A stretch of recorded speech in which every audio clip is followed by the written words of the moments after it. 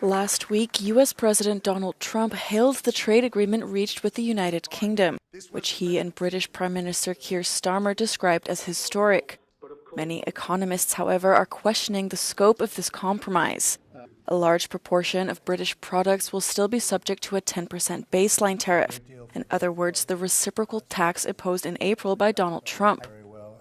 The agreement could, however, strain ties between the European Union and the United Kingdom. I think this will cause some irritation in Brussels. And that's not because there's any direct conflict between the EU and the UK. This will not jeopardize EU-UK relations. But it sets a bad precedent. It by allowing these tariffs to remain in place, it enhances the legitimacy of these tariffs that are against international law. It's against the agreements that the US has.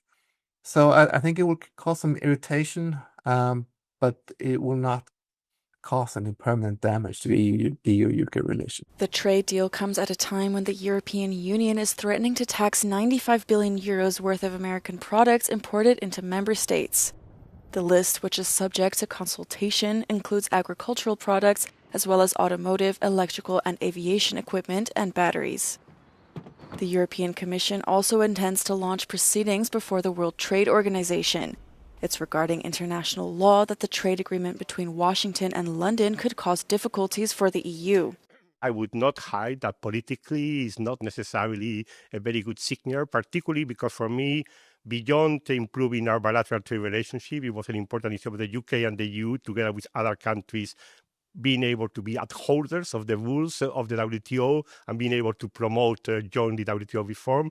And that message is a little bit weaker after what happened yesterday. EU goods were hit with a tariff rate of 20%. The measure has been suspended for the time being, but it's in addition to the 25% tax on European cars and automotive equipment entering the US.